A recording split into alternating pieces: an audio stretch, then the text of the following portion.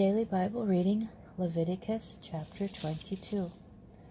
The Lord spoke to Moses, saying, Instruct Aaron and his sons to be scrupulous about the sacred donations that the Israelite people consecrate to me, lest they profane my holy name, mine the Lord's.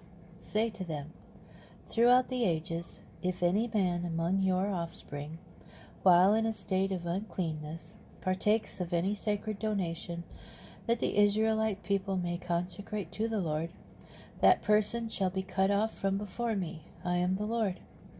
No man of Aaron's offspring who has an eruption or a discharge shall eat of the sacred donations until he is clean.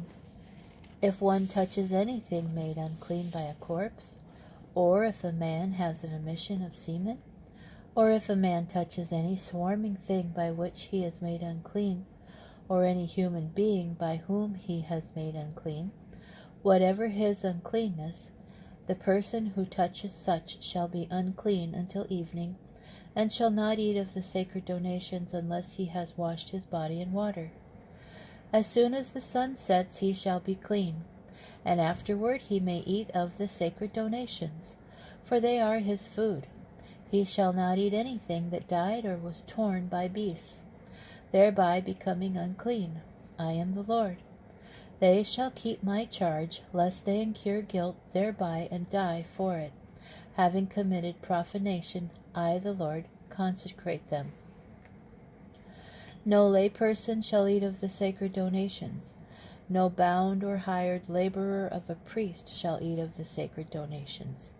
But a person who is a priest's property by purchase may eat of them, and those that are born into his household may eat of his food.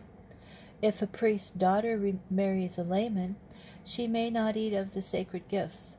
But if the priest's daughter is widowed or divorced and without offspring, and is back in her father's house as in her youth, she may eat of her father's food. No layperson may eat of it.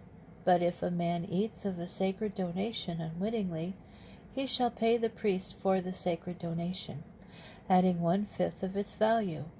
But the priests must not allow the Israelites to profane the sacred donations that they set aside for the Lord, or to incur guilt requiring a penalty payment by eating such sacred donations, for it is I, the Lord, who make them sacred.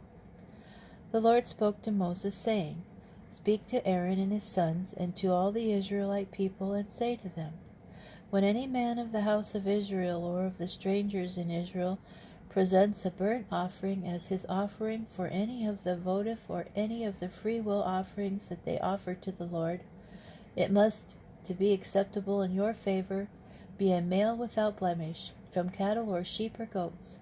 You shall not offer any that has a defect, for it will not be accepted in your favor.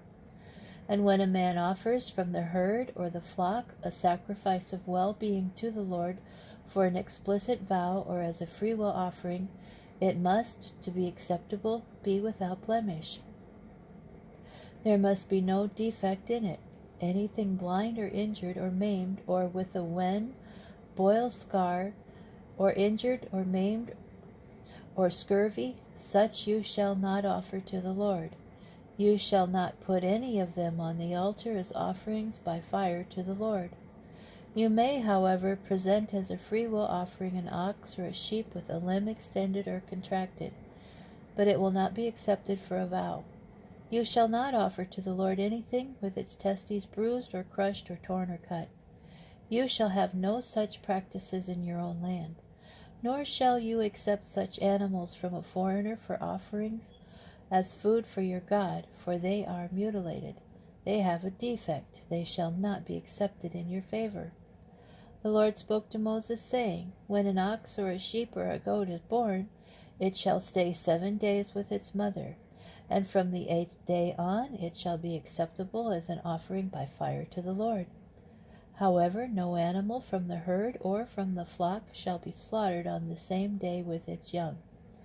When you sacrifice a thanksgiving offering to the Lord, sacrifice it so that it may be acceptable in your favor.